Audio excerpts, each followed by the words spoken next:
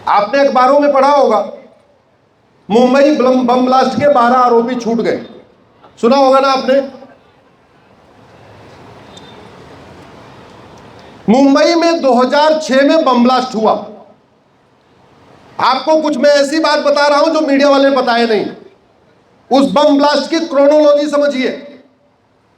Bomb blast किया गया मंगलवार के दिन 11 जुलाई को। बम ब्लास्ट किया गया शाम को 6:30 बजे, जिससे ऑफिस से लोग लौट रहे हो। बम ब्लास्ट चालू डब्बे में नहीं किया गया। मुंबई जो लोकल ट्रेन होती है, उस पूरी ट्रेन में एक कोच या 2 कोच फर्स्ट क्लास के भी होते हैं। तो सारे के सारे बम ब्लास्ट चालू डब्बे में नहीं किए गए, क्योंकि चालू डब्बे में बम ब्लास्ट करते तो हो सकता है चालू डिब्बे में मिक्स पॉपुलेशन होती है, तो चालू डब्बे में बम नहीं रखा, फर्स्ट क्लास में बम रखा। क्यों?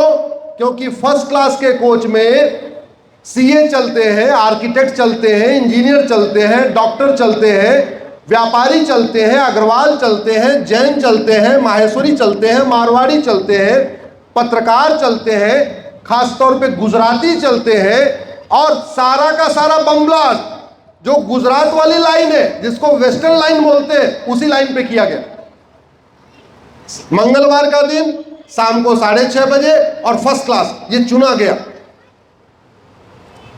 जैसा बम ब्लास्ट मुंबई में हुआ था, ऐसा ही 2004 में स्पेन में हुआ था। मैड्रिड बम ब्लास्ट, आप लोग गूगल करके देखना, मैड्रिड बम ब्लास्ट। मैड्रिड में जिन लोगों ने बम ब्लास्ट किया, उसमें 21 लोग पकड़े गए। 40,000 साल की सजा हुई। एक एक जिहादी को कितने साल की, जोर से बोलिए? 40,000। दोबारा मैड्रिड में, स्पेन में दोबारा कोई बम ब्लास्ट करने की जरूरत करेगा क्या? जोर से बोलिए। अगले साल 2005 में लंदन में ट्रेन में बम ब्लास्ट हुआ, सुबह के टाइम बम ब्लास्ट हुआ। सभी जितने जिहादी थे सबको आजीवन कारावास, अंतिम सांस तक जेल में ही सड़ना पड़ेगा। जज ने यह ऑर्डर किया। और 2006 में मुंबई में हुआ, और मुंबई में पकड़े कुल कितने गए? 12। यहां मीडिया के बंधु बैठे हैं, मैं कुछ आप इसकी टेक्निकल बात बता रहा हूं। जब से ये 12 के 12 आरोपी छूट गए हैं, सारे लोग अपनी भड़ास निकाल रहे हैं जज के ऊपर। लेकिन जज ने बरी क्यों किया, मैं उसका कारण बताता हूं। 2006 में महाराष्ट्र में कांग्रेस की सरकार थी। कांग्रेस की सरकार ने मुंबई बम ब्लास्ट की पूरी जांच एटीएस को सौंपा। एटीएस ने 3 महीने के अंदर, 4 महीने के अंदर अपनी रिपोर्ट दे दिया, और यह बोला कि इसको आईएसआई ने लश्कर-ए-तोयबा के साथ मिलके भारत के सिमी के सहयोग से किया है।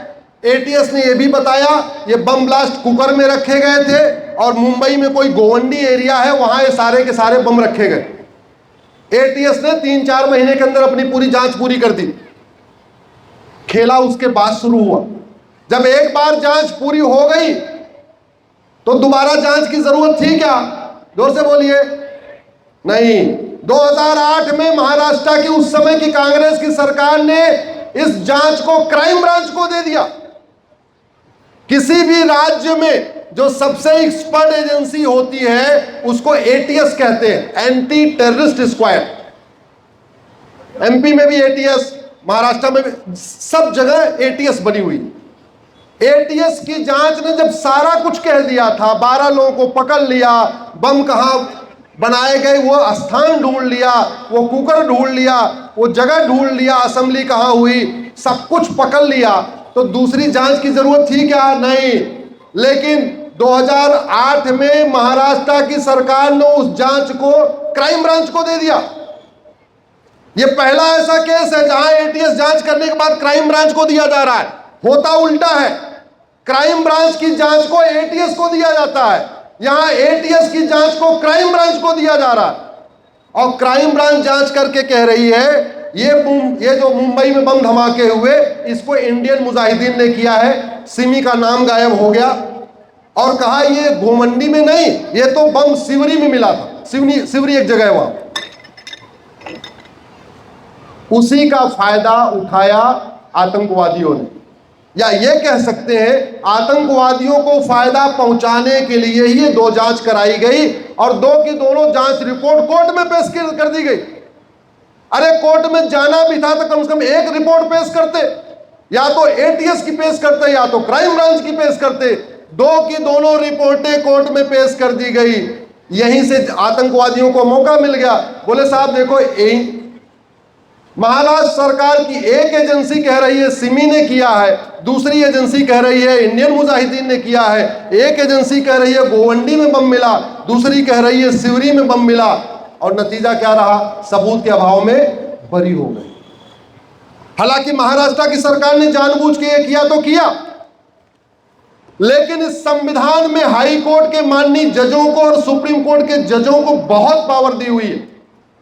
इतनी पावर दी हुई है कि वो पार्लियामेंट का कानून तक स्टे कर सकते हैं, पार्लियामेंट के कानून को भी खत्म कर सकते हैं, इलीगल डिक्लेयर कर सकते हैं। अगर हाई कोर्ट के माननीय जज साहब को ऐसा लग रहा था कि कुछ गड़बड़ है, पहली बात तो विश्वास करना चाहिए था। ट्रायल कोर्ट ने दो जांच होने के बावजूद 12 के 12 को फांसी दिया। अगर हाईकोर्ट के माननीय जज को लग रहा है कुछ गड़बड़ है, तो उन 12 आतंकवादियों का narco polygraph brain mapping test करा लेते। एक आतंकवादी का narco polygraph brain mapping test करने में ज्यादा से ज्यादा 1 दिन लगेगा, तो 12 आतंकवादियों का टेस्ट करने में कितना टाइम लगता है? 12 दिन। 12 दिन फैसला और रोक लेते, टेस्ट करवा लेते। इतनी पावर दी हुई है, कहते हमारे सामने टेस्ट करो। वो दोनों माननीय जज अपने सामने टेस्ट करवा के सारे सवाल जवाब कर लेते, लेकिन नहीं। मुझे समझ में नहीं आ रहा। चंद्रमा पे पहुंच गए, मंगल पे पहुंच गए, अग्नियान बना लिया, ब्रह्मोस बना लिया, परमाणु बम बना लिया। दुनिया के कई देशों ने झूठ पकड़ने के लिए narco polygraph brain mapping test करना शुरू कर दिया। हम क्यों नहीं करवा रहे? माननीय जज साहब को इन 12 आतंकवादियों के ह्यूमन राइट की चिंता थी, लेकिन उनको वो 200 लोग जो मारे गए उनके ह्यूमन राइट की चिंता नहीं हुई। जो 800 लोग घायल हो गए उनके ह्यूमन राइट की चिंता नहीं हुई। मामला सुप्रीम कोर्ट में आ गया है। सुप्रीम कोर्ट क्या करेगा वो बाद की बात है, लेकिन इस पूरी घटना ने 2 चीज बताया। या तो ट्रायल कोर्ट के जज जिन्होंने फांसी दिया वो नासमझ थे, या तो हाई कोर्ट के जज जिन्होंने पूरी तरीके बरी कर दिया वो नासमझ थे। जो भी है, चर्चा होनी चाहिए। इसलिए मैं आप लोगों से कह रहा हूं, समाधान क्या है? अपने सांसद विधायक को पकड़िए और उनको बोलिए ये 1861 वाला पुलिस एक्ट कब तक चलेगा? भारत में एक यूनिफॉर्म पुलिस कोड कब लागू होगा? ये यूनिफॉर्म पुलिस कोड हम आप नहीं बना सकते। मैं कोई सांसद नहीं हूं, मैं कोई मंत्री नहीं हूं। मैं तो आपको बता सकता हूं, मैं केवल उतना ही काम कर सकता हूं जो डॉक्टर करता है। आपको अगर घर में तबीयत खराब होती है तो आप डॉक्टर के पास जाते हैं। डॉक्टर क्या पूछता है? आपकी बीमारी पूछता है और पर्ची पे दवाई लिख देता है। डॉक्टर दवाई नहीं देता। दवाई लेने कहाँ जाना पड़ेगा? मेडिकल स्टोर पे। अब मेडिकल स्टोर में दवाई गड़बड़ मिल रही है, नकली है, बीमारी ठीक होगी क्या? नहीं। समाधान पुलिस रिफॉर्म, जुडिशियल रिफॉर्म। जिस दिन भारत में झूठ को गंभीर अपराध घोषित कर दिया जाएगा, झूठ पकड़ने के लिए नार्को पॉलीग्राफ ब्रेन मैपिंग कानून बन जाएगा, उस दिन से यहां पे अपराध कम होना शुरू हो जाएंगे, अपराधियों में खौफ पैदा हो जाएगा। अभी हो क्या रहा है? 10-10, 20-20 हजार रुपए में लोग फर्जी गवाह खड़ा कर लेते, 10-10, 20-20 हजार रुपए में सारे फर्जी डॉक्यूमेंट बनवा लेते हैं, वकील को मोटा पैसा दे देते हैं। कानून इतने गड़बड़ है कि वकील बदलते ही कानून की व्याख्या अलग हो जाती है, जज बदलते ही कानून की व्याख्या अलग हो जाती है। ऐसा कानून नहीं चाहिए। एक जज फांसी दे दे, दूसरा जज बरी कर दे, ऐसा कानून चाहिए क्या? कानून तो ऐसा होना चाहिए, डिस्ट्रिक्ट कोर्ट के जज, चाहे हाई कोर्ट के जज, चाहे सुप्रीम कोर्ट के जज, जब उसको पढ़े तो सबका दिमाग एक ही तरीके से चलना चाहिए, एक ही व्याख्या होनी चाहिए। इसलिए मैं आप लोगों से आग्रह कर रहा हूं, भारत में जस्टिस विद इन ये लागू करने की मांग करिए। आप में से कितने लोग हमारे साथ फेसबुक पे जुड़े हुए हैं? हाथ उठाइए जरा। कितने लोग हमारे साथ यूट्यूब पे जुड़े हुए हैं? यूट्यूब, सोशल मीडिया में जुड़े रहिए, हमारे साथ बने रहिए। आमने सामने तो कभी कभी मिलेंगे, लेकिन सोशल मीडिया के माध्यम तो मिल ही सकते हैं। लेकिन मैंने कहा मैं बीमारी की दवाई बना नहीं सकता, मेरे पास वो सामर्थ्य नहीं है। दवाई कौन बनाएगा? सांसद और विधायक। उनको पकड़िए, दवाई अच्छी होगी तो बीमारी ठीक होगी, और दवाई गड़बड़ होगी तो बीमारी चलती रहेगी। बीमारी की बात करने से बीमारी ठीक नहीं होती है, बीमारी दवाई बदलने से ठीक होती है। इसी के साथ मैं आप सब लोगों को बहुत बहुत धन्यवाद देता हूं, आपका आभार व्यक्त करता हूं। आप लोगों ने इतनी देर सुना, आप सबको बहुत बहुत धन्यवाद देता हूं। आपने इतना अच्छा आयोजन किया कार्यक्रम का, मैं आयोजकों को धन्यवाद देता हूं। एक बार मेरे साथ खड़े हो जाइए, एक मैं नारा लगाता हूं, आपको पीछे पीछे बोलना है, हमें चाहिए आजादी। पूरी ताकत के साथ बोलना है। आज तो भगवा भी है, त्याग का प्रतीक भगवा भी है। ओ भाई पीछे वाले आगे आ जाओ, आपकी फोटो नहीं आएगी ऐसे, सबका चेहरा दिखना चाहिए। आप जरा इधर आ जाओ, क्या नाम है, इधर कैमरा ले आओ, इधर ले आओ, यहाँ ले। बस बस कोई बात नहीं, बस आ जाए, जल्दी लाओ जल्दी लाओ। यहां से लो पूरी फोटो। आपको बोलना है हमें चाहिए आजादी, गुलामी के नाम से। ऐसा बोलो कि एकदम कान फट जाए, जो गूंगे हैं उनका मुंह खुल जाए, जो बहरे हैं वो सुनने लगे, और जो अंधे हैं वो। आपको यही काम करना है, अंधे बहरे गूंगे सांसद विधायक को जगाना है। गुलामी के नाम से, गुलामी के निशान से, गुलामी की कुरीतियों से, गुलामी की कुप्रथाओं से, गुलामी की शिक्षा व्यवस्था से, गुलामी की पुलिस व्यवस्था से, गुलामी की न्यायिक व्यवस्था से, गुलामी की टैक्स व्यवस्था से, लब जिहाद लैंड जिहाद से, धर्मांतरण कराने वाले जिहादियों से, धर्मांतरण कराने वाले घुसपैठ मिशनरियों से, भारत में गद्दारों से,